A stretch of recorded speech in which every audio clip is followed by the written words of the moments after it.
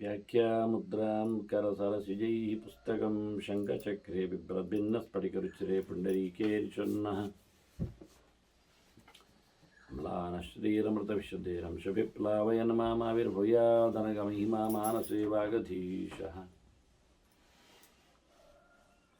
नमस्ते प्राणेश प्रणतविभवाय वनिमगा नमः स्वामिन् रामप्रियतमनमन् गुरूण नमस्तुभ्यं भीमप्रभरतमकृष्णेष्ट भगवन्नमः श्रीमन्मध्वप्रदिशतुषन्नो जय जय श्रीगुरुभ्यो नमः।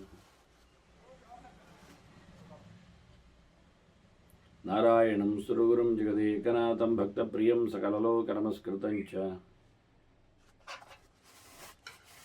त्रैगुण्यवर्जितमचं विभुमाद्यमीशं वन्दे भवग्रहम् अमरासुरसिद्धवन्द्यं नारायणं नमस्कृत्य नरं चैव नरोत्तमं देवीं सरस्वतीं व्यासम्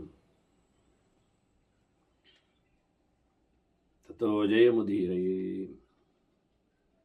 ವೇದವ್ಯಾಸರ ಮಹಾಭಾರತದ ಚಿಂತಕರಿಗೆ ವಂದನೆಗಳು. ಅನುಶಾಸನ ಪರ್ವದ 27ನೆಯ ಪ್ರವಚನ. ಅದಾಗಲೇ ಗರುಡನ ಚರಿತ್ರೆಯನ್ನು ಹೇಳಿರಿ ಅಂತ ಕೇಳಿಕೊಂಡ ಧರ್ಮರಾಜನಿಗೆ ಭೀಷ್ಮರು ಕೃಷ್ಣನ ಆದೇಶದನ್ವಯ ವಿಸ್ತಾರವಾಗಿಯೇ ಗರುಡನ ಚರಿತ್ರೆಯನ್ನು ಹೇಳಲು ಉಪಕ್ರಮಿಸಿದ್ದಾರೆ. ಕದ್ರುವಿನತೆಯರು ಅಕ್ಕ ತಂಗಿಯರು, ತರಕ್ಷ್ಯನ ಮಡದಿಯರು, ದಕ್ಷನ ಮಗಳಂದಿರು ಉಚ್ಚೈಶ್ರವಸ್ಸು ನೋಡಿ ಬಾಜಿ ಕಟ್ಟಿ ಪಣವನ್ನು ಇಟ್ಟುಕೊಂಡು ದಾಸೀಭಾವದ ಪಣದೊಂದಿಗೆ ಅದರ ಬಣ್ಣದ ಮೇಲೆ ಆಡಿದ್ದಾರೆ. ಹಾಗಾಗಿ ಬಿಳಿ ಕುದುರೆ ಅಂತ ವಿನತೆ ಹೇಳಿದ್ದಾಳಾದರೂ ಬೇರೆ ಬಣ್ಣ ಇದೆ ಅಂತ ಪೂರ ಬಿಳಿ ಅಂತ ಹೇಳಿದ ವಿನತೆಗೆ ಮೋಸದಲ್ಲಿ ಕದ್ರು ಹೇಳಿ ಮಕ್ಕಳಲ್ಲಿ ಉಪಾಯವನ್ನು ಹೇಳಿದ್ದಾಳೆ. ಹೋಗಿರಿ ಬಾಲಕ್ಕೆ ಸುತ್ತಿಕೊಳ್ಳಿರಿ ಅಂತ. ಆದರೆ ಹಾವುಗಳು ಮಕ್ಕಳು ಇದು ಮೋಸ ಅಂತ ಅಮ್ಮನಿಗೆ ಹೇಳಿದ್ದಾವೆ. ಕೊನೆಗೊಂದು ತೀರ್ಮಾನ ತಂದಿದ್ದಾವೆ. ಹಿರಿಯರಾದರೂ ತಪ್ಪು ಮಾಡಿದರೆ ಅವರನ್ನು ಬಿಟ್ಟು ಬಿಡಲಿಕ್ಕೆ ಉಂಟು ಅಂತ.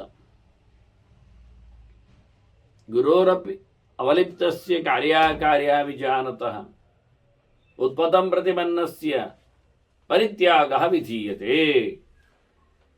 ಈ ಮಾತು ಭಾರತದಲ್ಲಿ ಮತ್ತು ಹಿಂದೆ ನಾವು ಕಂಡಿದ್ದೇವೆ.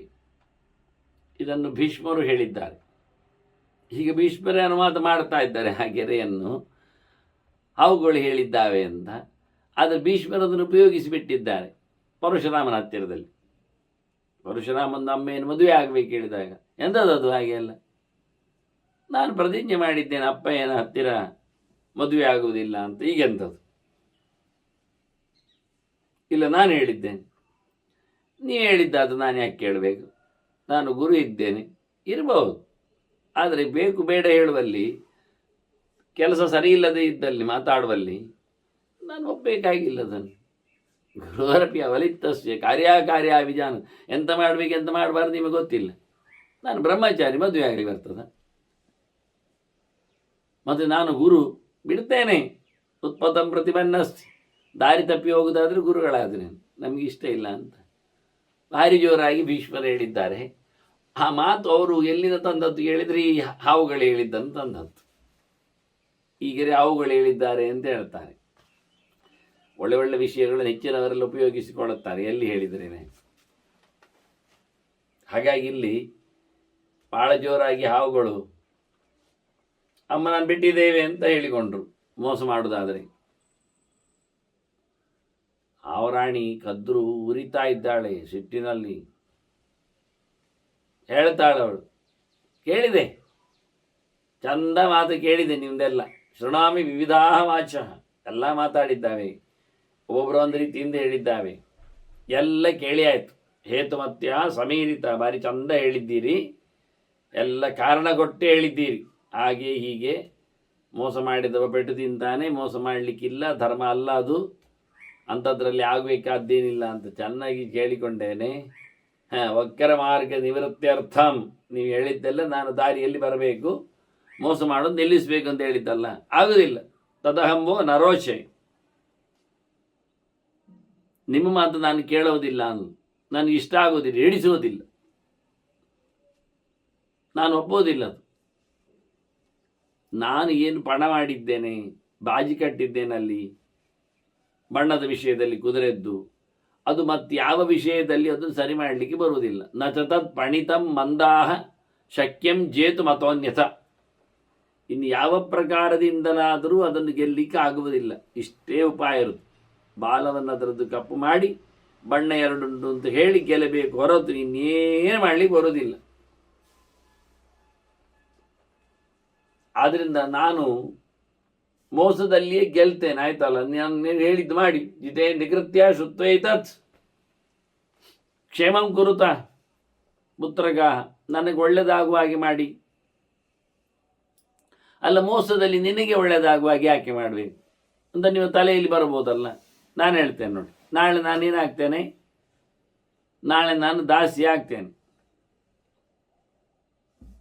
ನನ್ನ ತಂಗಿಯ ಅಡಿಯಾಳಾಗಿ ಆಗ್ತೇನೆ ನಾನು. ಹೇಗೆ? ನನಗೆ ಅದು ಇಷ್ಟ ಆಗೋದಿಲ್ಲ. ಮಕ್ಕಳನ್ನು ಹಡೆದು ತಂದೆ ತಾಯಿಗಳು ಕೇಳುವುದೇನನ್ನು? ಅವರಿಂದ ವಿಶೇಷವಾದ ಕೆಲಸವನ್ನು, ರಕ್ಷಣೆಯನ್ನು. ಇಹ ಚ ಅಮುತ್ರ ಚ ಅರ್ಥಾಯ ಪುತ್ರಾನಿಚ್ಛಂತಿ ಮಾತರ. ಮಕ್ಕಳನ್ನು ತಾಯಿಯಿಂದ ಹೇಳ್ತಾಳೆ ಇಲ್ಲಿ. ತಾಯಿಯಂದಿರು ಮಕ್ಕಳನ್ನು ಬಯಸುವುದು ಯಾಕೆ ಹೇಳಿದರೆ, ಇಲ್ಲಿಯೂ ಮತ್ತು ಅಲ್ಲಿಯೂ ಅವರಿಗೆ ಉಪಕಾರಕ್ಕೆ ಬರಲಿ ಅಂತ ಹೇಳಿಕೊಂಡು ಕೇಳುವುದು. ನೀವು ಮಾಡದಿದ್ದರೆ ನಿಮ್ಮ ಕತೆ ಎಂಥದ್ದು? ಮತ್ತೆ ಮಕ್ಕಳ ಶಬ್ದ ಅರ್ಥ ಎಂಥದ್ದು? ಪುನಾತೀತಿ ಅಂತ, ನಮ್ಮನ್ನು ಚಂದ ಮಾಡ್ತಾವೆ ಅಂತ. ಆದ್ರಿಂದ ಅದು ತಪ್ಪಲ್ವಾ? ನನ್ನ ತಪ್ಪು ಸರಿ ಗೊತ್ತುಂಟಲ್ಲ. ಜಾನಾಮಿ ಅಧರ್ಮಂ ಸಕಲಂ, ನನಗಿದು ಪೂರಾ ತಪ್ಪು ಅಂತ ಚೆನ್ನಾಗಿ ಗೊತ್ತುಂಟು. ಮತ್ತೆ ಬೇರೆ ಉಪಾಯ ಇಲ್ಲ. ನಾನು ನೋಡ್ತಾ ಇದ್ದೇನೆ, ಯೋಚನೆ ಮಾಡ್ತಾ ಇದ್ದೇನೆ, ಎಂಥದ್ದು ಮಾಡೋದು? ಮೋಸದಲ್ಲಿ ಕಪ್ಪು ಮಾಡಿ ಗೆಲ್ಲುವುದಾ ಅಥವಾ ಅವಳು ದಾಸಿಯಾಗಿ ಮೆರೆಯುವುದಾ ನಾನು ಅಂತ ನನಗೆ ಅದು ಕಷ್ಟ ಕಾಣ್ತದೆ. ದಾಸಿಯಾಗಿರುವುದಕ್ಕಿಂತ ಮೋಸದಲ್ಲಿ ನಾನೇ ಮಾಲೀಕನಾಗಿರುವುದು ಒಳ್ಳೆಯದಲ್ವಾ ಅಂತ ಅನಿಸ್ತದೆ. ಮಾಲಕ ಇದ್ದಾಗೆ ಮಾಲಿಕಿಯವಳು. ನಾನು ಯಜಮಾಂತಿ ಆಗ್ತೇನೆ, ನಾನು ಸೇವಕ್ಕೆ ಆಗುವುದಿಲ್ಲ. ನಾನು ಎರಡನ್ನು ಯೋಚನೆ ಮಾಡಿಕೊಂಡೆ, ಎಂತ ಆಗ್ತದೆ ಹೇಳಿ. ಆದ್ದರಿಂದ ಇದೇ ಧರ್ಮ ಅನಿಸ್ತದೆ ನನಗೆ. ಮೋಸ ಮಾಡುವುದರಲ್ಲಿ ದಾಸಿಯಾಗುವ ಬದಲಿಗೆ ಮೋಸ ಮಾಡುವುದು ಚಂದ ಕಾಣ್ತದೆ. ಉಭಯಂ ನಿಶ್ಚಯಂಕೃತ ಜಯೋ ವೈ ಧಾರ್ಮಿಕೋ ವರಹೋ. ನನಗಿದು ಧರ್ಮ ಅನಿಸ್ತದೆ, ಗೆಲುವೆ. ಅದನ್ನು ಹೇಳಿದ್ದು ಮಾಡಿ ನೀವು ಬಾಲಕ್ಕೆ ಸುತ್ತಾಕೊಳ್ಳಿ.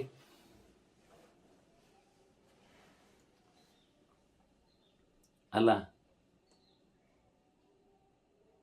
ಈ ನಿಮಗೆ ಧರ್ಮ ಸಂಕಟ ಇರುವುದು. ಎಂಥದಕ್ಕೆ? ನನ್ನ ಮಾತು ಕೇಳಲಿಲ್ಲ, ಆದ್ದರಿಂದ ನೀವು ಅಧರ್ಮಿಗಳಾಗ್ತೀರಿ. ಈಗ ತಾಯಿ ಅಧರ್ಮ ಮಾಡುವುದು ಮೋಸದಲ್ಲಿ ಅಂತ ಹೇಳಿಕ್ಕೆ ಹೋದರೆ, ತಾಯಿ ಮಕ್ಕಳಿಗೆ ಹೇಳ್ತಾ ಇದ್ದಾಳೆ ನೋಡಿ, ಎಷ್ಟು ಚೆನ್ನಾಗಿದೆ ಇದೇ ವಾದ. ಅಂದರೆ ತಾಯಿ ಹೇಳ್ತಾಳೆ, ನೀವು ಅಧರ್ಮಿಗಳು.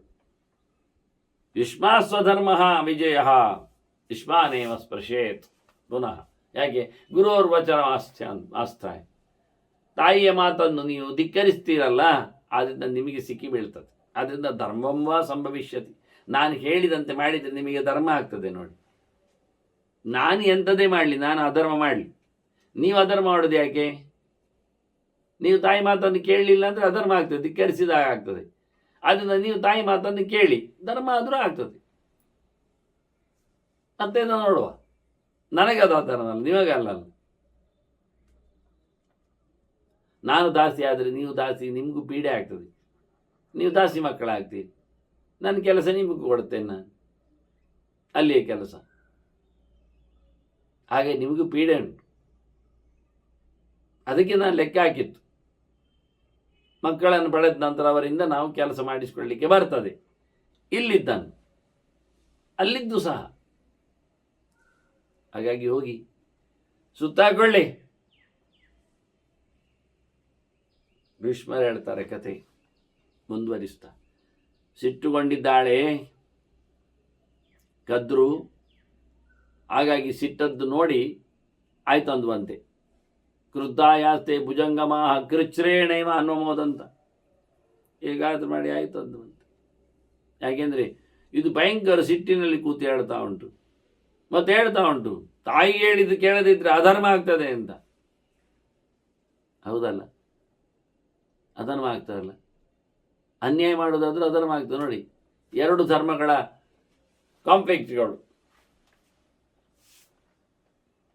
ನಮಗೆ ಎಂತ ಆಗಲಿ, ಅವಳು ಮೋಸ ಮಾಡಲಿ, ಇನ್ನೊಂದು ಮಾಡಲಿ, ನಾವು ಅವಳು ಹೇಳಿದ್ದು ಮಾಡೋದಲ್ವ ಅಂತ ಮಣ್ಣೆಲ್ಲ ಆಡಿಸಿದವು.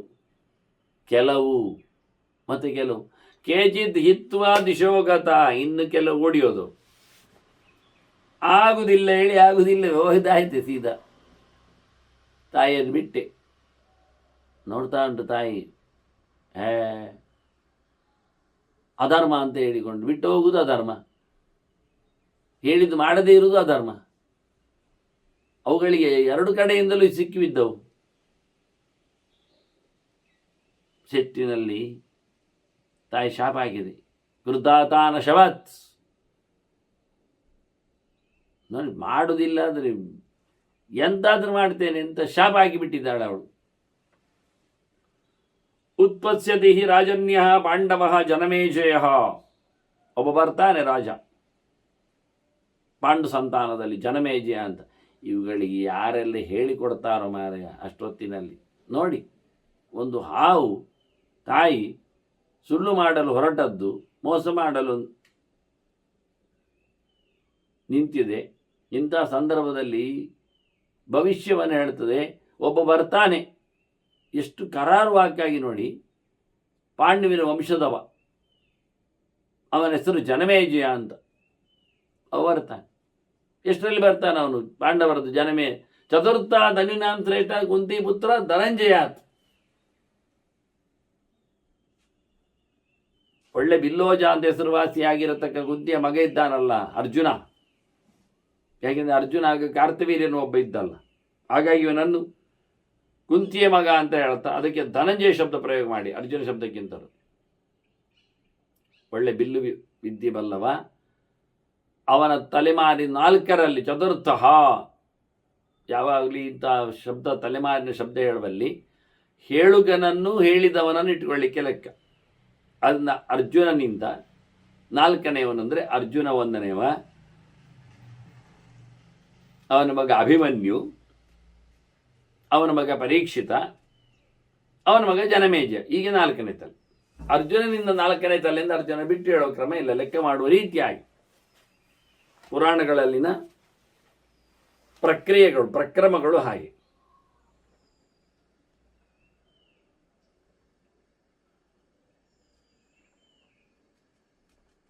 ಎಂತಹ ಅದ್ಭುತವಾದ ಒಂದು ಭವಿಷ್ಯ. ಪಾಂಡುವಂಶದವ ಜನಮೇಜಯ, ಅದು 4ನೇ ತಲೆಮಾರಿನವ. ತಲೆಮಾರು ಶಬ್ದಗಳು ಪ್ರಯೋಗ. ತಲೆಮಾರಿನವ ಬೇರಿದ್ದಾನೆ. ಅವನೇನು ಮಾಡ್ತಾನೆ?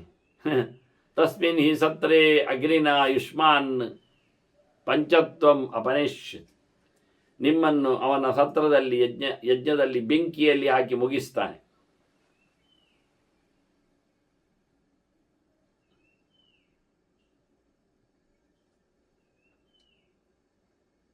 ಓಡಿ ಹೋದವುಗಳಿಗೆ ಭೀಕರವಾದ ಶಾಪ. ಉಳಿದವುಗಳು ಬೆದರಿಕೊಂಡವುಗಳು ಹೋಗಿ ಬಾಲಕ್ಕೆ ಸುತ್ತಿಕೊಂಡವು. ಪಕ್ಕದಲ್ಲಿ ನೋಡಿದಾಗ ಕುದುರೆಯ ಬಾಲ ಕಪ್ಪಾಗಿದೆ. ದೂರದಲ್ಲಿ ಕಾಣುವ ಕುದುರೆ, ಹಾಗಾಗಿ ಬಿಳಿ ಅಂತೂ ಕಾಣುವುದಿಲ್ಲ. ಪೂರ ಸುತ್ತಿಕೊಂಡಿದ್ದಾವೆ. ಅದನ್ನು ಬೇರೆ ಕಡೆ ಪುರಾಣಗಳಲ್ಲಿ ಕಂಡಾಗ ಕರ್ಕೋಟಕ ಪ್ರಮುಖ ಅಂತ ಹೇಳ್ತಾರೆ.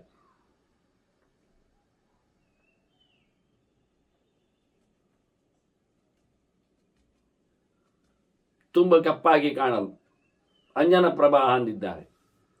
ಕರಿನಾಗ ಹಾವುಗಳೆಲ್ಲ ಹೋಗಿ ಸುತ್ತಿಕೊಂಡಿದ್ದಾರೆ. 3 ದಿನ ಆಯ್ತು. ಈಗ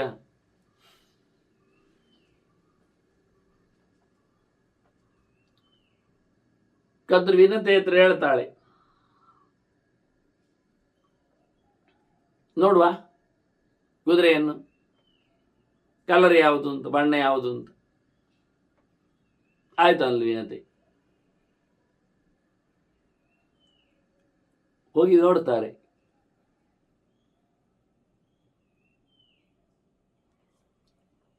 ತುಂಬ ನೊಂದುಕೊಂಡ್ಲು ವಿನತೆ. ಬಣ್ಣ ಪೂರ ಬಿಳಿ ಇಲ್ಲ. ಹೌದು, ಹೇಳಿದ್ಲವಳು. ಉವಾಚ ಕಾಲವಾಲೋಯಂ, ಎಲ್ಲ ಇದು ಕಪ್ಪು ಬಾಲದ್ದಾಯ್ತಲ್ಲ ಕುದುರೆ. ತುರಗ ವಿಜಿತ ತ್ವಯ, ನೀನು ಗೆದ್ದೆ, ನಾನು ಸೋತೆ ನಿನ್ನಿಂದ. ದಾಸೀಮಾಂ ಪ್ರೇಷಯ ಸ್ವಾರ್ಥೆ, ನನ್ನನ್ನು ಎಂಥ ಕೆಲಸಕ್ಕಾಗಿ ನೀನು ಇಟ್ಟುಕೋ, ನಾನು ದಾಸಿ ಆಗ್ತೇನೆ.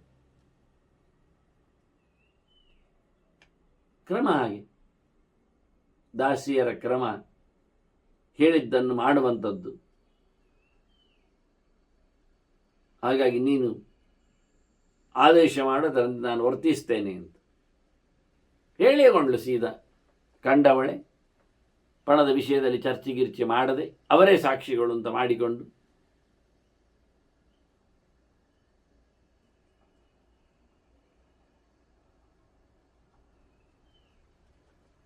ಹೀಗೆ ನಡೆಯಿತು.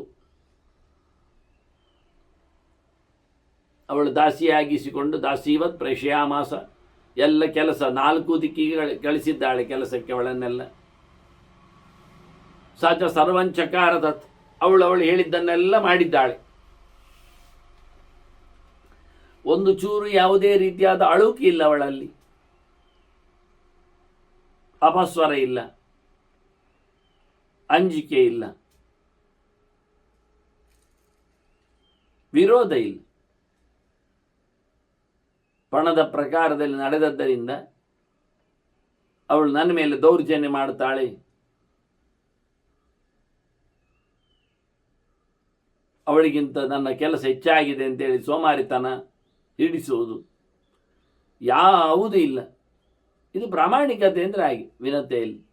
ನ ವಿವರಣ, ನ ಸಂಕ್ಷುಬ್ಧ, ನ ಚ ಕ್ರುದ್ಧ, ನ ದುಃಖಿತ.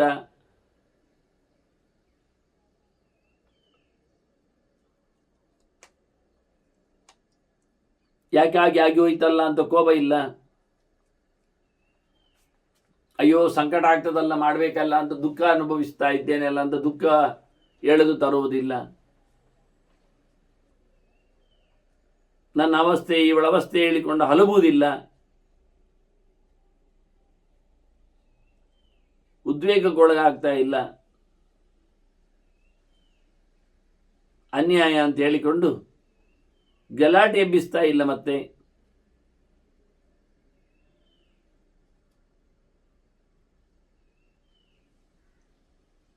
ಈ ರೀತಿಯಾಗಿ ಬಹಳಷ್ಟು ಸಂಕಟ ಆಗಿದ್ದರೂ ಅದನ್ನು ತೋರಿಸಿಕೊಳ್ಳದೆ ಸಹಜವಾದ ತನ್ನ ನಡೆ ಅಂತ ಹೇಳ್ತಾ ದಾಸಿಯರು ಮಾಡಲೇಬೇಕಾದ ಕರ್ಮಗಳನ್ನು ಅನ್ನುವಂತೆ ತಾನು ಮಾಡ್ತಾ ಇದ್ದಾಳೆ. ಬಹಳ ಕಾಲ ಆಗಿದೆ. ಗರುಡ ಹುಟ್ಟಿದ್ದು ಮತ್ತೆ ಇದಾಗಲೇ ಆಗಿ ಹೋಗಿದೆ ಕಥೆಗಳು. ಮೊದಲಿಗೆ ಮತ್ತೆ ಅವ ಬಂದಿದ್ದಾನೆ ಗರುಡ ಪರಾಕ್ರಮಶಾಲಿಯಾಗಿ ಮೆರೆದಿದ್ದಾನೆ. ನಾರದರು ಕೇಳ್ತಾರೆ ಗರುಡನ ಹತ್ರ, ಎಂಥದ್ದು ನೀನು ಸೊಕ್ಕುವುದರಲ್ಲಿ, ಅಹಂಕಾರ ಪಡುವುದರಲ್ಲಿ, ಗರ್ವ ಪಡುವುದರಲ್ಲಿ ಅರ್ಥ ಇಲ್ಲ, ಚಂದ ಕಾಣ್ತಾ ಇಲ್ಲ. ಅಮ್ಮ ದಾಸಿಯಾಗಿರುವಾಗ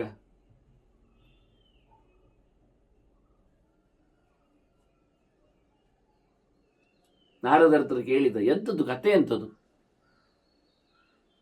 ನೋಡಿ, ನಾನು ಹುಟ್ಟುವಾಗಲೇ ಆಗಿತ್ತು, ನನಗೆ ಗೊತ್ತಿಲ್ಲ ಅದು.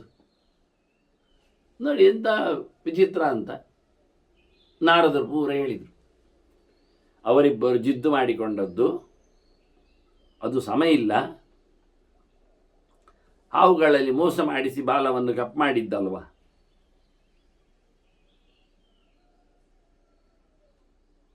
ಗರುಡನಿಗೆ ಭಾರಿ ಸಿಟ್ಟು ಬಂತು. ಅಲ್ಲ, ಅನ್ಯಾಯವಾಗಿ ನನ್ನ ತಾಯಿಗೆ ತೊಂದರೆ ಕೊಟ್ಟದ್ದಲ್ಲ ದೊಡ್ಡಮ್ಮ, ತಾಯಿ ಅಕ್ಕ. ವಿಚಾರಿಸ್ತೇನೆ ಅಂತೇಳಿ ಹೊರಟೇ ಹೋದ ಗರುಡ. ತತ್ರ ಪಶ್ಯ ತಥೋ ದೀನಾಂ ಜಟಿಲಾಂ ಮಲಿನಾಂ ಕೃಶಾಂ. ಹೋದಲ್ಲಿ ಅಮ್ಮನನ್ನು ನೋಡಿದ. ಬಹಳ ತೆಳ್ಳಗಾಗಿದ್ದಾಳೆ, ಕೆಲಸ ಮಾಡ್ತಾ ನೋವು ಅನುಭವಿಸಿದ, ಸಂಕಟ ಅನುಭವಿಸಿದ ಛಾಯೆ ಇದೆ ಅವಳಲ್ಲಿ. ಅಯ್ಯೋ ಪಾಪ ಅನಿಸ್ತದೆ ನೋಡುವಾಗ. ಮೈ ತುಂಬ ಕೊಳೆ, ಕೂದಲೆಲ್ಲ ಜಟೆ ಆಗಿದೆ, ಹಿಡಿದಾಗಿದೆ.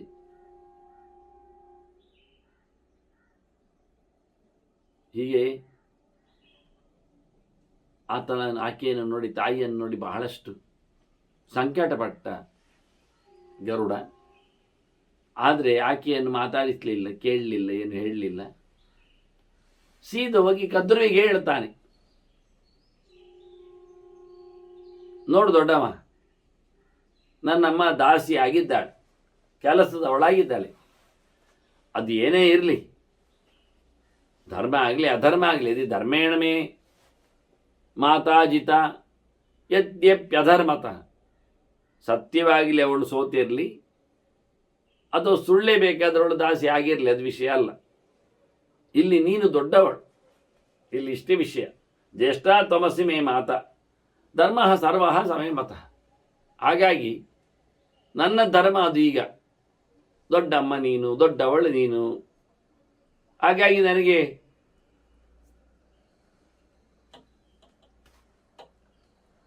ನನ್ನ ಅಮ್ಮ ನಾನು ಬಿಟ್ಟುಕೊಡು. ಅನುಜಾನೀಹಿ ಮಾಂ ಸಾಧು ಅನುಜಾನೀಹಿ ತಾಂ. ಅವಳನ್ನು ದಾಸ್ಯದಿಂದ ಬಿಟ್ಟುಕೊಡು.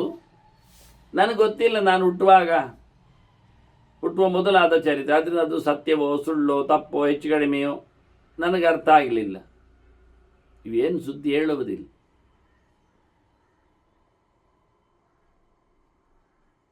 ಇಷ್ಟೇ ಕೇಳಿಕೊಂಡು ಬಿಡ್ತಾನವ. ಅವಳು ಒಪ್ಪುವುದಿಲ್ಲ. ಅವಳಿಗೆ ಮತ್ತಷ್ಟು ಜೋರಾಗಿದೆ. ಇವ ಬಂದವ ಒಂದು ಗಮ್ಮತ್ನಲ್ಲಿ ಒಂದು ಕೆಲಸಕ್ಕೆ ಜನ ಅದಾಗಿತ್ತು ಅವಳಿಗೆ. ಹೋಗಂತಾಳೆ. ಅದು ಕಷ್ಟ ಅವಳಿಗೆ. ಸುಲಭವಾಗಿ ಕೆಲಸ ಆಗ್ತಾ ಇರುವಾಗ ಇವ ಬಿಟ್ಟುಕೊಡು ಕೇಳ್ತಾ ಇದ್ದಾನಲ್ಲ, ಹಾಗಾಗಿ ಆಗುವುದಿಲ್ಲ ಅಂತ. ನಾಹಂ ತವ ನತೇ ಮಾತು ವೈನತೆಯ ಕಥಂಚನ ಕುರಿಯಾಂ ಪ್ರಿಯಂ. ಅನಿಷ್ಟಾತ್ಮ, ನನಗೆ ಸಂಕಟ ಆಗ್ತದೆ, ತೊಂದರೆ ಆಗ್ತದೆ, ಅದೆಲ್ಲ ಆಗುವುದಿಲ್ಲ.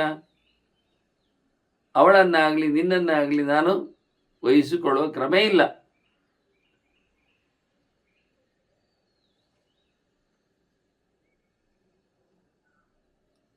ನಿನಗೆ ಅವಳಿಗೆ ತೊಂದರೆ ಆಗ್ತದೆ ಅಂತಲ್ಲ, ನನಗೆ ತೊಂದರೆ ಆಗ್ತದೆ.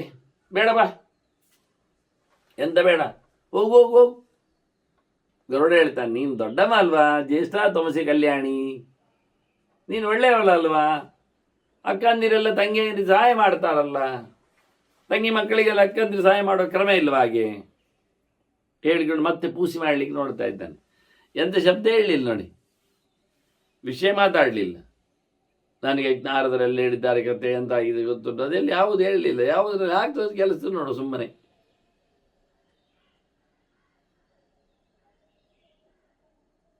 ಹಾಗಾಗಿ ನೀನು ಒಳ್ಳೆಯವಳಾಗಿ ಇದ್ದಿ ನೋಡೊಮ್ಮೆ ಅಂತ ಹೇಳಿದಾಗ ಕದ್ರು ಹೇಳ್ತಾಳೆ, ನಿನ್ನ ಪೂಸಿ ಮಾತಿಗೆಲ್ಲ ನಾನೆಲ್ಲ ಬಗ್ಗುದಿಲ್ಲ. ಸುಂದರತಾಭಿಹಿ ತ್ವಯಾ ಮಾತಾ ನಾದಾಸಿ ಶಕ್ಯಂ ಅಂಡಚ್. ಹೀಗೆ ಚಂದದ ಮಾತಿನಲ್ಲಿ ನಿನ್ನ ತಾಯಿಯನ್ನು ಅದಾಸಿ ಅಂದರೆ ದಾಸಿ ಭಾವದಿಂದ ಮೋಕ್ಷವನ್ನು ಪಡೆಯುವುದಿಲ್ಲ, ಅವಳಾಗೇನು ಬರುವುದಿಲ್ಲ. ನಿನಗೆ ಆಕೆಯನ್ನು ಬಿಡುಗಡೆ ಮಾಡಬೇಕು ಅಂತಲೇ ಇದ್ದರೆ ನೀನೊಂದು ಕೆಲಸ ಮಾಡು. ಅಮೃತಂ ಯದ್ಯಾಹರೇಸ್ತ್ವಂ ವಿಹಂಗ ಜನನೀಂತವ ಅದಾಸೀಂ ಮಮ ಪಶ್ಯೇಮ. ನನ್ನ ದಾಸಿ ಅಲ್ಲ ಅಂತ ಅವಳನ್ನು ನೀನು ನೋಡಬೇಕಾದ್ರೆ ನನಗೆ ಅಮೃತ ತರಬೇಕು. ಇದಿಲ್ಲಿ ಇವಳೇ ಹೇಳುವಂಥದ್ದು, ನಮಗೆ ಅಮೃತ ಬರಲಿ, ನಿನ್ನ ನಮ್ಮ ದಾಸಿಯಲ್ಲೇ ಹೇಳುತ್ತೇನೆ ಅಂತ.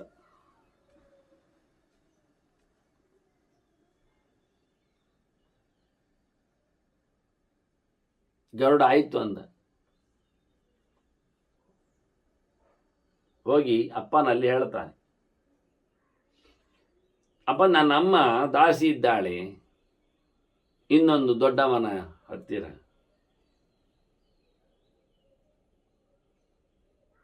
ಅದನ್ನು ತೆಗಿಲಿಕ್ಕೆ ಅಮೃತ ತರಲಿಕ್ಕೆ ಹೇಳಿದ್ದಾರೆ. ನನ್ನ ಹತ್ರ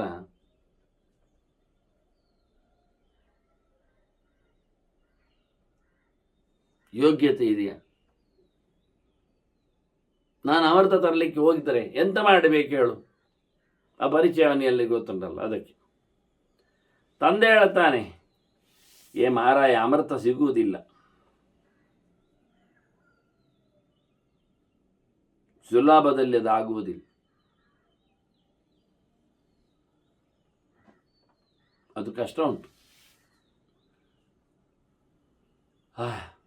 ಅಮೃತ ಅಂತ ಅದು ದುಷ್ಪ್ರಾಪ. ಯಾಕೆಂದರೆ ಗುಪ್ತಮ ಅದ್ವಿಹಿ ಸಮಂತದ, ಸುತ್ತಲೂ ನೀರಿನ ರಕ್ಷಣೆ ಉಂಟು ಅದಕ್ಕೆ.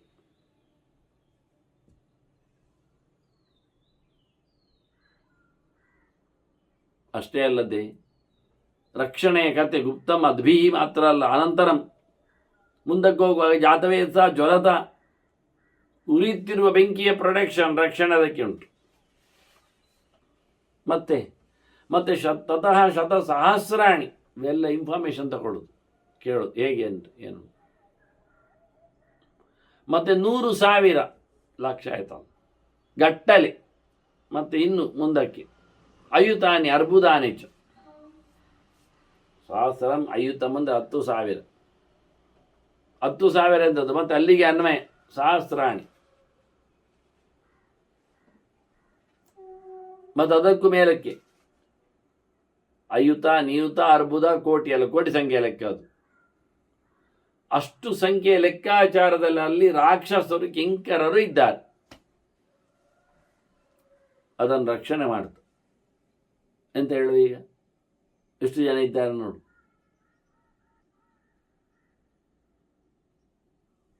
ಅವರದ್ದೊಂದು ರಕ್ಷಣೆಯಲ್ಲಿನ ಒಂದು ಮುಖ್ಯವಾದ ಸುತ್ತು. ಅವರ ಕೈಯಲ್ಲಿ ನಾನಾ ಪ್ರಕಾರವಾದ ಆಯುಧಗಳು.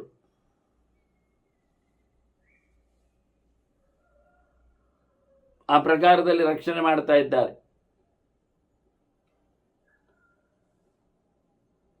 ಕಿಂಕರೆಂಬ ರಾಕ್ಷಸರು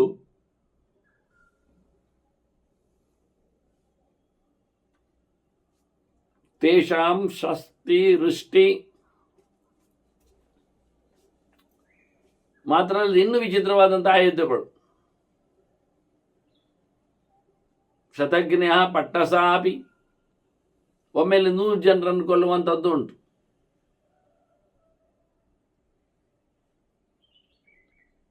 ವಿಚಿತ್ರವಾದ ಆಯುಧಗಳ ಜೊತೆಯಲ್ಲಿ ಇವರು ಹೋರಾಟ ಮಾಡ್ತಾರೆ. ಯಾವ್ಯಾವುದು ಆಯುಧಗಳು, ಯಾವುದೋ ಪ್ರಕಾರಗಳದ್ದು.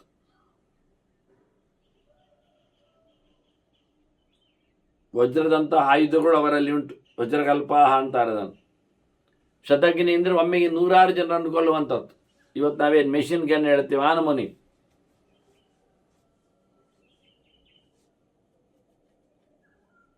ಸಾಯಿಸಿಕೊಂಡೇ ಮುಂದುವರಿಯುವಂತಹ ರೇಖದಲ್ಲಿ ಅಂತ ವಿಚಿತ್ರವಾದ ಆಯುಧಗಳನ್ನೆಲ್ಲ ಹೊತ್ತಿದ್ದಾರೆ ಅವರು. ಶಕ್ತಿ ವೃಷ್ಟಿ ಶೂರ ಅಂತೆಲ್ಲ ಹೇಳಿಕೊಂಡೆಲ್ಲ ಅದನ್ನು ಆಗುವುದಿಲ್ಲ. ಹೋರಾಟಕ್ಕೆ ಅಮೃತ ತರಲಿಕ್ಕೆ ಆಯುಧ ರಕ್ಷಿಣ ಅಂತಾತ ವಜ್ರಕಲ್ಪ ಶಿರಾಸ್ತತ. ಅವರ ಆಯುಧಗಳು ಕಲ್ಲುಗಳಾದರೂ ಆಯುಧಗಳ ಕಥೆ ನೋಡಿದರೆ ಎಲ್ಲ ವಜ್ರಗಳೇ.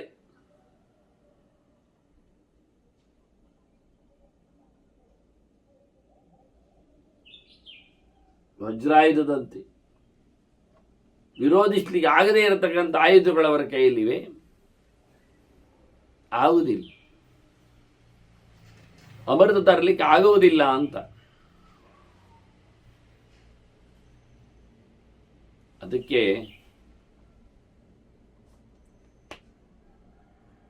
ಇನ್ನು ಮುಂದಕ್ಕೆ ಅಲ್ಲಿ ಅಮೃತವನ್ನು ತರಲಾಗದಂತೆ ಮಾಡಲಿಕ್ಕೆ ಸುತ್ತಲೂ ಕಬ್ಬಿಣದ ಬೇಲಿಯನ್ನು ಹಾಕಿಸಿದ್ದಾನಂತೆ ಇಂದ್ರ. ಇವಲ್ಲಿ ಅದು ಯಾವ ಪ್ರಕಾರದಲ್ಲಿದೆ ಅಂತ ಹೇಳುವ ರೀತಿ ನೋಡಿಕೊಂಡ್ರೆ ಬಹಳ ಚಂದವಾಗಿ, ಸುತ್ತಲೂ ವಿಶೇಷವಾಗಿ ತಥೋ ಜಾಲೇನ ಮಹತ ಅವನರ್ಥಂ ಸಮಂತತಃ ಅಯಸ್ಮಯೇನ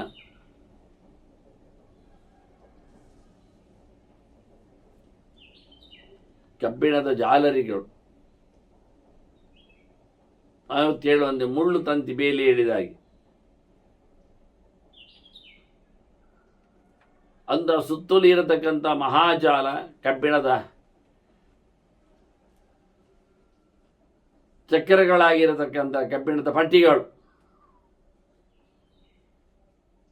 ಇವೆಲ್ಲ ಇರಲಿಕ್ಕೆ ಹೋಗಿ ಆಗುವುದಿಲ್ಲ.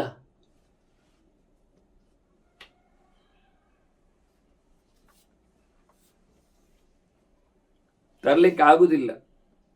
ಇವುಗಳೆಲ್ಲ ಪ್ರಧಾನವಾಗಿ ವೃತ್ರ ಅಂತುಷ್ಟ ಶಾಸನಾತ್, ಇಂದ್ರನ ಆದೇಶದಂತೆ ಕೂತುಬಿಟ್ಟಿದ್ದಾರೆ ಎಲ್ಲ ರಕ್ಷಕರು.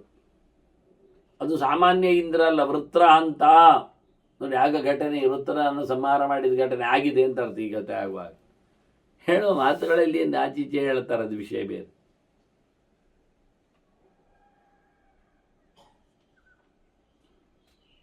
ಹೀಗೆ ರಕ್ಷಣೆ ಮಾಡುವವರು ಒಬ್ಬರಿಬ್ಬರ ಅಲ್ಲಿ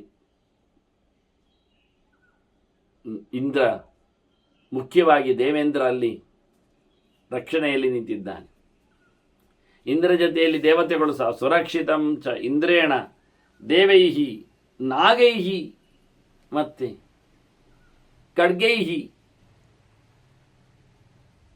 ಗಿರಿ ಜಲಾದಿಭಿ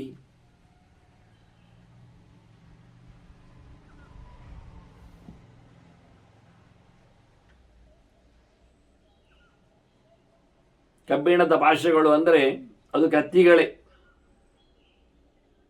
ಹರಿತವಾಗಿರತಕ್ಕಂತಹ ಚಕ್ರದ ಹಾಗೆ ಸುತ್ತಲೂ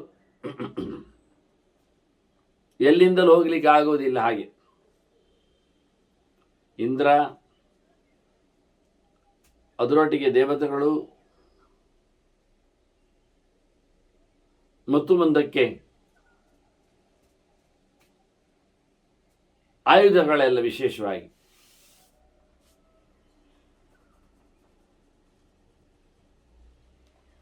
ಅದಲ್ಲದೆ ಬೆಟ್ಟದ ದುರ್ಗ, ಜಲದುರ್ಗ ಅಂದರೆ ಪ್ರೊಟೆಕ್ಷನಿಗೆ ಬೆಟ್ಟಗಳು ಇವೆಲ್ಲ ಅಲ್ಲಿ ನಿಂತಿವೆ, ಅಲ್ಲಿವೆ. ನಿನಗೆ ಆಗಲಿಕ್ಕಿಲ್ಲ ಅಂತ ಹೇಳ್ತಾನೆ.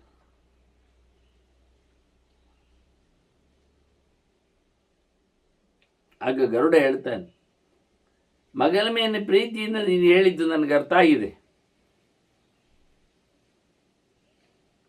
ಗೊತ್ತಿದೆ. ಆದರೆ ನಾನು ಇನ್ನಿ ಎಂತ ಮಾಡಬೇಕು ಅಂತ ಕೇಳು. ನನ್ನ ಹತ್ರ ಉಪಾಯ ಇದೆ, ಜ್ಞಾನ ಇದೆ. ಜ್ಞಾನವಾನ್ ಬಲವಾನ್ ಉಪಾಯವಾನ್ ಅಸ್ಮಿ. ನನಗೆ ಉಪಾಯ ಗೊತ್ತುಂಟು, ಮತ್ತು ನಾನು ಬಲಿಷ್ಠ ಇದ್ದೇನೆ, ನಾನು ಮಾಡ್ತೇನೆ. ನಾನು ಈಗೇನು ಮಾಡಿ ಕೇಳ, ಅದಕ್ಕೋಸ್ಕರ ಕಿಂಗ್ ಗರ್ವಾಣಿ ಇತಿ, ಈಗೇನು ಮಾಡಲಿ ಅಂತ ಮಾಡಲಿ. ನನ್ನಲ್ಲಿ ಬೇಕಾದಷ್ಟು ಬಲ ಇರಲಿಕ್ಕೆ ನಾನು ಅದನ್ನೇನಾದರೂ ಸಾಧನೆ ಮಾಡಲಿಕ್ಕಿದ್ದೇನೆ. ನನಗೆ ಮುಂದಿನ ವಿಷಯ ಏನು ಅಂತ ಹೇಳಬೇಕು ಅಂತ ಕೇಳ್ತಾನೆ. ಬಲವಾನ್ ಉಪಾಯಮಾನಸ್ವಿ ಭೂಯ ಕಿಂಕರವಾಣಿ ತೇ. ನೋಡಿ, ಅಪ್ಪಯ್ಯನ ಹತ್ರ ಕೇಳಬೇಕಾದ್ರವ, ಅಪ್ಪಯ್ಯನಿಗೆ 2 ಹೆಂಡತಿಯರೇ, ಅಕ್ಕ ತಂಗಿಯರು.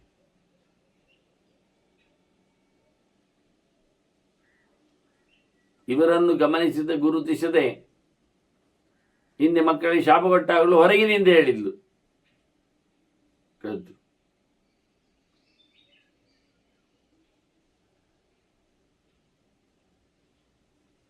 ವಿಚಿತ್ರವಾದಂತಹ ಬಲವುಳ್ಳ ಉಪಾಯವನ್ನು ಅರಿತ ನಾನು. ಕೇವಲ ಬಲ ಇದ್ದರೆ ಕೆಲಸ ಆಗುವುದಿಲ್ಲ. ಬಲವನ್ನು ಉಪಯೋಗಿಸಿಕೊಳ್ಳತಕ್ಕಂಥ ಟೆಕ್ನಿಕ್, ಉಪಾಯ ಗೊತ್ತಿರಬೇಕು. ಅದನ್ನು ಗರುಡ ಹೇಳ್ತಾನೆ, ನಾನು ಬಲಿಷ್ಠನೌದು, ಉಪಾಯ ತಜ್ಞನೌದು, ಖಂಡಿತವಾಗಿ ನಾನು ಸಾಧನೆಯನ್ನು ಮಾಡ್ತೀನಿ. ಇನ್ನೇನಾದರೂ ಮಾಡಲಿಕ್ಕಿದ್ರೆ ಹೇಳಿ. ಅಲ್ಲಿನ ಸಿಚುವೇಶನ್ಗಳ ಬಗ್ಗೆ ಕೇಳ್ತಾನೆ. ನಿಂಗೆ ಇನ್ನು ಜಾಸ್ತಿ ಬಲ ಬೇಕು, ಅದಕ್ಕೆ ನೀನೊಂದು ಕೆಲಸ ಮಾಡಿ. ಎದಿತೋ ಭಕ್ಷೇ ಸ್ತಾತ, ಅದೆರಡನ್ನು ತಿಂದು ಹಾಕು ನೀನು. ನೋಡು ಯಾವುದನ್ನು, ಅದಲ್ಲಿದ್ದಾವೆ 2 ಭಯಂಕರಗಳು, ಕ್ರೂರವು ಕಚ್ಚಪವಾರಣವು. ಒಂದು ಆನೆ, ಒಂದು ಕೂರ್ಮ, ಒಂದು ಆಮೆ. ಒಂದು ಆಮೆ ಬಹಳ ಕ್ರೂರವಾದವುಗಳು. ಅವುಗಳನ್ನು ಮುಗಿಸಿಬಿಟ್ರೆ, ತಿಂದು ಹಾಕಿದರೆ ನಿನಗೆ ಬಲ ಬರ್ತದೆ.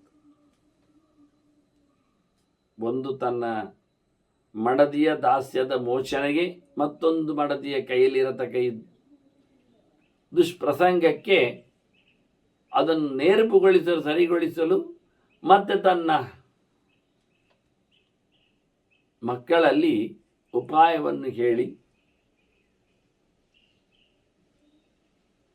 ಅದರಿಂದ ನೆಲೆಗೊಂಡ ಭಗವಂತ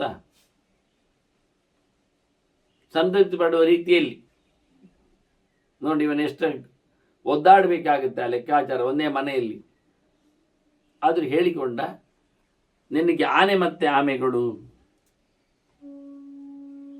ತಿನ್ನಲು ಸಿಕ್ಕಿದರೆ ನೀನು ಖಂಡಿತವಾಗಿಯೂ ಬಲಿಷ್ಠನಾಗ್ತೀಯ, ಬಲವನ್ನು ಪಡೀಲಿಕ್ಕೆ ಆಗ್ತದೆ. ಅಂದರೆ ಇದು ಹೊರಗಿನಿಂದ ದೈಹಿಕವಾದ ಕಸುವಿಗೆ ಬೇಕಾಗಿರತಕ್ಕ ವ್ಯವಸ್ಥೆ. ಇದರಲ್ಲಿ ಅವುಗಳ ಪಾತ್ರ ಉಂಟು. ಅವುಗಳ ಪಾತ್ರ ಅಂದರೆ ವಸ್ತುಗಳ ಅದಕ್ಕೆ ಕ್ರೂರ ಶಬ್ದ ಹಾಕಿದ್ದಿಲ್ಲಿವ. ಕ್ರೂರವಾದವುಗಳ ಸಂಹಾರವನ್ನು ಮಾಡುವ ಮೂಲಕ ಆ ಒಂದು ರೀತಿಯ ಬಲವನ್ನು ಇವನು ಆಧಾರ ಮಾಡಿಕೊಳ್ಳಿಕ್ಕೆ ಆಗ್ತದೆ. ಕ್ರೂರ ಜಂತುಗಳ ನಾಶದಿಂದ ಬಂದಿರತಕ್ಕಂತಹ ಪುಣ್ಯ ಎನ್ನತಕ್ಕ ಬಲ ಏನುಂಟು, ಇದರಿಂದ ಎಷ್ಟೋ ಜನರಿಗೆ ಅವುಗಳ ಉಪಟಳಗಳಿಂದ ಅಥವಾ ಅವುಗಳ ಅಸ್ತಿತ್ವದಿಂದ ಹಾನಿಯಾಗಲಿಕ್ಕೆ ಹೋಗಿ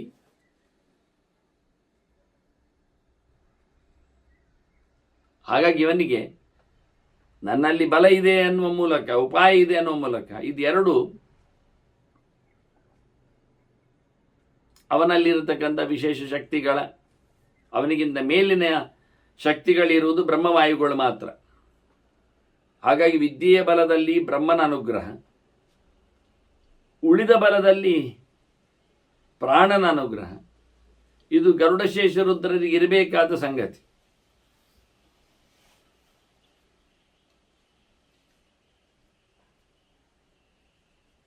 ರುದ್ರಂ ಸಮಾಶ್ರಿತ ದೇವ, ರುದ್ರ ಬ್ರಹ್ಮಾಣಮಾಶ್ರಿತ, ಬ್ರಹ್ಮ ತಮಾಶ್ರಿತೋ ನಿತ್ಯ ಮುಂದೆ ಹೇಳಿಕೊಳ್ಳುವ ಗೆರೆಯಲ್ಲಿ ನಾವು ಅದನ್ನು ಹಿಂದೆ ಶಾಂತಿ ಪರ್ವದಲ್ಲಿ ನೋಡಿದ್ದೇವೆ. ಮತ್ತೆ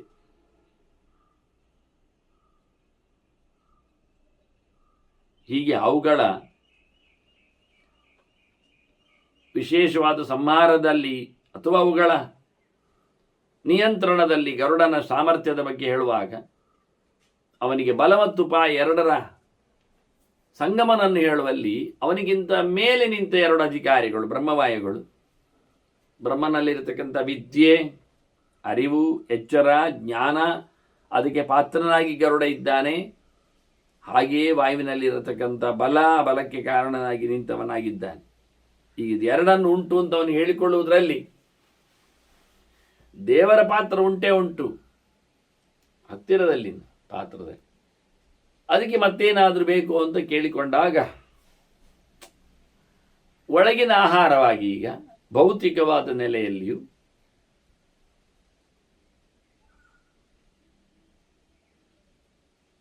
ಅವುಗಳ ಸಂಹಾರದಿಂದ ಲೋಕಕ್ಕೆ ಹಿತ ಆಗಲಿಕ್ಕೆ ಇರುವುದರಿಂದ ಅದು ಒಂದು ರೀತಿಯ ಬಲ ಅಂತ. ಲೌಕಿಕವಾದ ಬಲ, ಇನ್ನೊಬ್ಬರ ಹಾರೈಕೆ, ದೈಹಿಕವಾದ ಕಸುಬು, ಅದೊಂದು ಇತಿಹಾಸ ನಿರ್ಮಾಣದಲ್ಲಿ ಆಗತಕ್ಕಂಥ ಒಂದು ಪುಣ್ಯದ ಚರಿತ್ರೆಯ ಅನುವಾದದಲ್ಲಿ ಬರತಕ್ಕ ಬಲ. ಎರಡರ ಸೇವನೆಯನ್ನು ಅವನಿಗೆ ಕೇಳುವ ಮೂಲಕ ಅವನೇನು ಕೇಳಿದ್ದಾನೆ ಅನ್ನೋದಕ್ಕೆ, ನನಗಿನ್ನೇನಾಗಬೇಕು, ಬಲ ಉಂಟು, ಉಪಾಯ ಉಂಟು ನನಗೆ ಅಂತ, ಅದಕ್ಕೆ ಅದೊಂದು ಊಟ ಮಾಡಲಿಕ್ಕೆ ಉಂಟು ಅಂತ ಕೇಳಿಕೊಂಡಾಗ ಭಾಳ ಚೆನ್ನಾಗಿರ್ತದೆ, ತಮಾಷೆ ಮಾಡಿದ ಹಾಗೆ.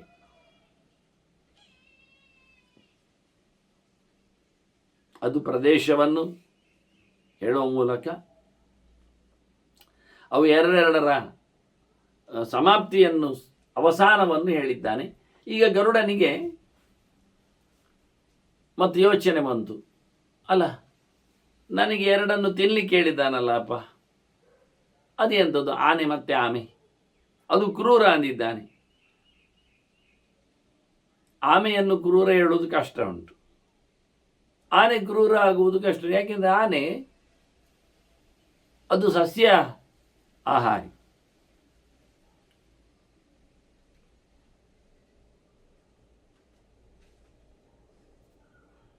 ಅದರ ಕಣ್ಣು ಮನುಷ್ಯನ ಕಣ್ಣಿನಂತೆ ಉದ್ದ ಕಣ್ಣು, ಉರುಟು ಕಣ್ಣಲ್ಲ. ಗರುಡನದು ಉರುಟು ಕಣ್ಣು. ನಾವು ಕಳೆದ ಬಾರಿ ಅವನ ಸೃಷ್ಟಿಯ ಚಿಂತನೆಯನ್ನು ಹೇಳುವಾಗ ಮಹಾಭಾರತ ಹೇಳಿದ್ದನ್ನು ಕೇಳಿದ್ದೇವೆ ನಾವು. ಬಂಧುರಾಸ್ಯ ಅಂತೆಲ್ಲ ಹೇಳಿ, ಪಿಂಗಾಕ್ಷ ಅಂತ, ಕೆಂಪು ಕಣ್ಣಿನವ ಅಂತ. ಇಲ್ಲಿ ಒಂದೇ ಕಡೆ ಬಹಳ ಚಂದವಾಗಿ ಅವನ ಪರಿಚಯ ಬಂದದ್ದು. ಹುಟ್ಟಿದ ಮೊಟ್ಟೆಯಲ್ಲಿ ಹೊರಗೆ ಬಂದವ ಹೇಗಿದ್ದ, ಅವನಲ್ಲಿ ಯಾವ ಪ್ರಕಾರವಾದಂಥ ಅವಯವಗಳಿದ್ದವು, ರೆಕ್ಕೆ ಇದ್ದದ್ದು, ಕೊಕ್ಕು ಇದ್ದದ್ದು, ಸಣ್ಣ ಕಾಲಾಗಿದ್ದದ್ದು, ಇವನ್ನೆಲ್ಲ ರಸವಾದ ಎಲ್ಲ ತಿಳಿಸಿಕೊಟ್ಟಿದ್ರು. ಹಾಗಾಗಿ ಅವನಿಗೆ ಕೇಳಬೇಕಾದ ಸಂಗತಿಯಾಗಿ, ಈಗ ಪಡಿಬೇಕಾದ ವಸ್ತುವಾಗಿ ಕ್ರೂರವಾಗಿ ನಿಂತದ್ದು ಅಂತ ಹೇಳುವ ಮೂಲಕ ಸಸ್ಯಾಹಾರವಾದಂಥ ಆನೆಯಾಗಲಿ, ಉಭಯಚರವಾಗಿ ನಿಧಾನಕ್ಕೆ, ಆಮೆಯ ಎಲ್ಲಿಯೂ ಹೊಡೆತ ಬಡಿತಗಳೆಲ್ಲ ನಮಗೆ ಅರ್ಥ ಆಗುವುದಿಲ್ಲ. ಅದನ್ನು ನೋಡಿ ಹೆದರಿ ಯಾರು ಓಡಿಕೊಳ್ಳುವ ಕಥೆಯು ಕಾಣುವುದಿಲ್ಲ.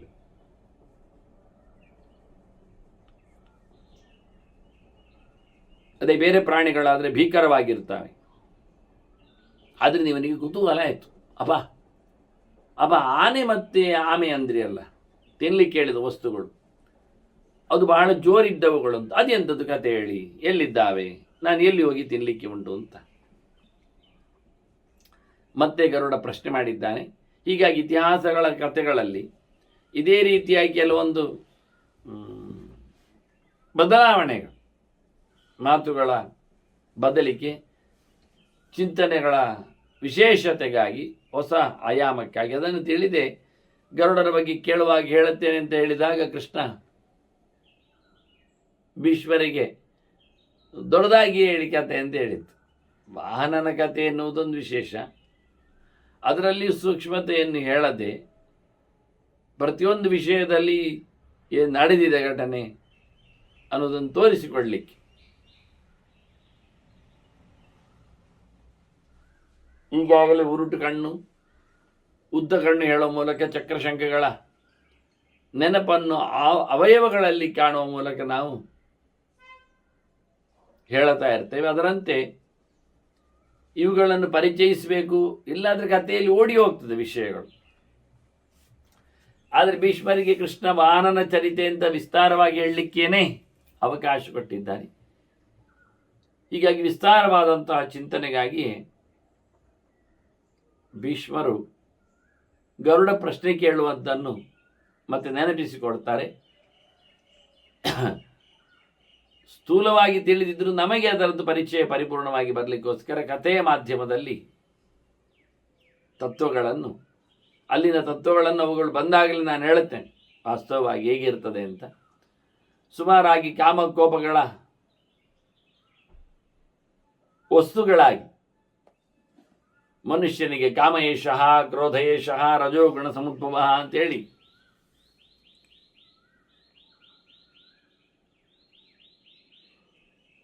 ದುಷ್ಟ ಪ್ರಾಣಿಗಳಾಗಿ ಎರಡೂ ನಾಡಿನಲ್ಲಿ ಸಿಗುತ್ತಾವೆ,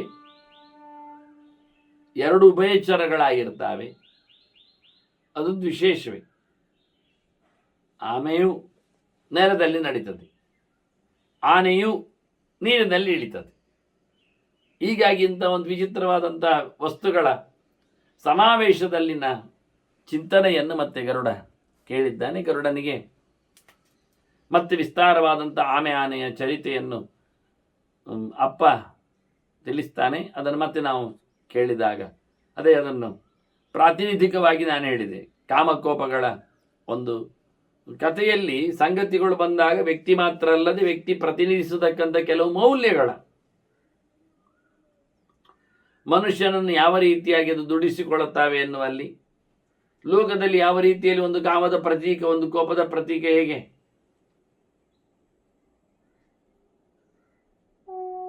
ಪರಸ್ಪರವಾಗಿ ಹೋರಾಟಗಳಲ್ಲಿ ನೆಲೆಗೊಳ್ಳುತ್ತವೆ ಎನ್ನುವುದನ್ನೆಲ್ಲ ಹೇಳಿಕೊಳ್ಳುವಂತೆ ಏನಾದರೂ ಸಾತ್ವಿಕ ಪ್ರವೃತ್ತಿ ಅಲ್ಲ. ಎರಡರ ಪ್ರತಿಷ್ಠೆಯನ್ನು ಮಾಡುವಲ್ಲಿ ತಾಮಸ ಮತ್ತು ರಾಜಸ ಎರಡು ಧರ್ಮಗಳ ಅಲ್ಲಿ ಎರಡು ಧರ್ಮಗಳು ಬಿಂಬಿಸಲ್ಪಟ್ಟಿದ್ದಾವೆ. ಅದನ್ನು ಮತ್ತೆ ಅವರ ಮಾತಿನಲ್ಲಿ ನಾವು ಅದನ್ನು ಕೇಳುವ ವಂದನೆಗಳೊಂದಿಗೆ ಶ್ರೀಕೃಷ್ಣ ಅರ್ಪಣಮಸ್ತು. ನಾರಾಯಣ ನಾರಾಯಣ ನಾರಾಯಣ.